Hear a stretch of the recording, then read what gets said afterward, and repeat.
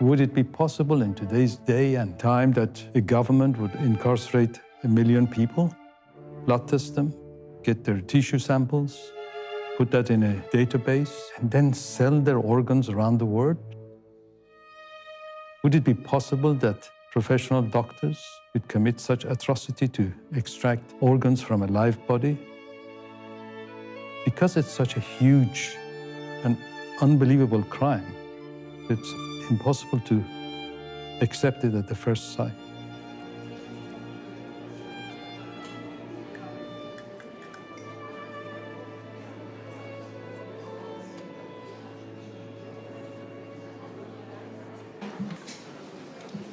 Please rise.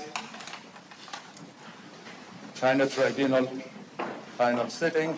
Sir Jeffrey Nice, QC, in chair. Please be seated. Good morning, ladies and gentlemen.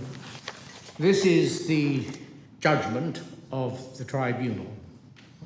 For over a decade, the People's Republic of China has stood publicly accused of acts of cruelty and wickedness that match the cruelty and wickedness of medieval torturers and executioners. The China Tribunal is being led by Sir Jeffrey Nice, QC, world-leading expert on genocide, crimes against humanity. He agreed to establish an independent tribunal with a number of other distinguished colleagues and to shine a light on a very dark place. It should be made clear that it gives the tribunal no pleasure to reach this conclusion, to which it is driven by evidence and the application of reason and logic, together with its appraisal of witnesses who gave evidence. Over 50 witnesses testified. Ms. Yang, is this your statement? 杨女士，这个是不是您的证词？是。 Yes. Are you going to give your evidence in English or in Chinese? 我说中文吧。 In Chinese. Ask you to remember that it is very important to tell the truth, the whole truth, and nothing but the truth. 28 were fact witnesses, and the rest were experts and investigators. The reading materials that was given to the tribunal went into thousands of pages. If you look at page 133... This is the first tribunal where there's been a documentation process for the actions of the Chinese state. There is no international court that could look into the evidence, could identify those responsible. The People's Tribunal is filling this gap. People's Tribunal are set up to investigate, in particular, the massive crimes that committed by states or state organs, which are not, for one reason or another, handled by either United Nations or other international bodies who could have handled it. The conclusion shows that very many people have died indescribably hideous deaths for no reason, that more may suffer in similar ways, and that all of us live on a planet where extreme wickedness may be found in the power of those, for the time being, running a country with one of the oldest civilizations known to modern man, which ideally we should be able to respect and from which we should be able to learn.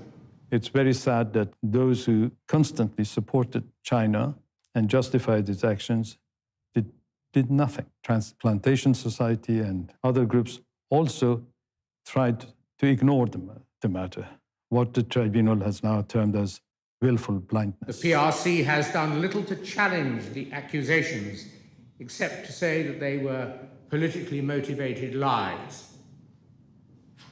And governments around the world and international organizations, all required to protect the rights of mankind, have expressed doubt as to the accusation, thereby justifying their doing nothing to save those who were in due course, it is said, to be killed to order. So many people are unnecessarily afraid of China and kowtow to China, and so few people are prepared to speak up boldly. You look at the UN, they target certain countries. China seems to always get off. The Chinese government were given the opportunity at every stage to appear as witnesses, and they failed to produce evidence or witnesses. China has taken much more aggressive, assertive actions to prevent any information being known about, and that's an escalating trend. What this tribunal did is said not only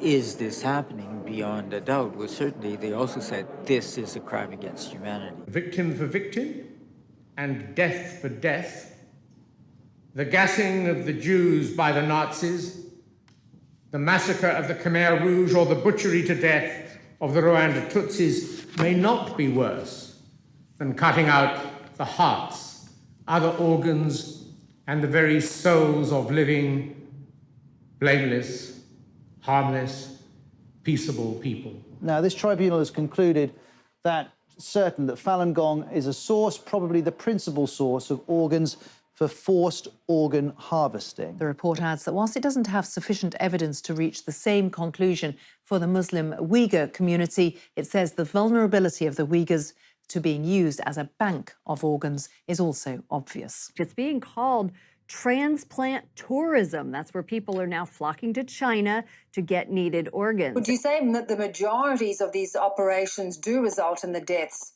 of people? They all result in the death of people. Like, for example, we all know about somebody going and buying a kidney in a back street somewhere in a poor country. The fact is, in China, they take both kidneys and other organs as well. So nobody survives these organ transplants because they, as I say, they're dead after all of their organs are removed.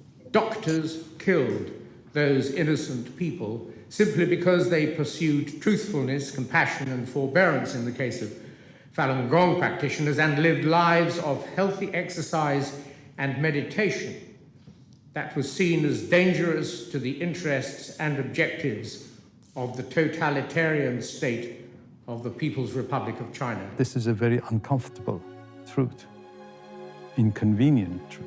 China needs to stop what they're doing. Where else in the world can you go and get an organ within 2 weeks? I hope today no one can turn around to pretend that they don't know this is happening. It's important that we never lose sight of the human side of this story. I hope this judgment will awaken some consciousness from Chinese surgeons. There's lots of important decisions that we need to make as a transplant community as to how we take this judgment forward. The tribunal concluded with this very powerful statement about any government, any entity, any individual dealing with the Chinese Communist Party state is in effect dealing with a criminal state. They actually single out China as a criminal state.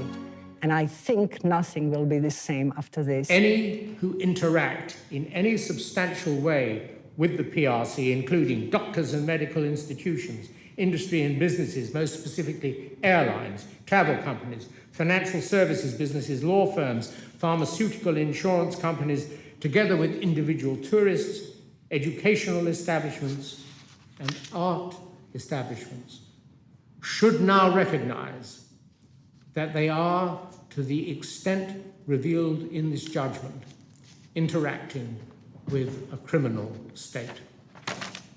We will rise.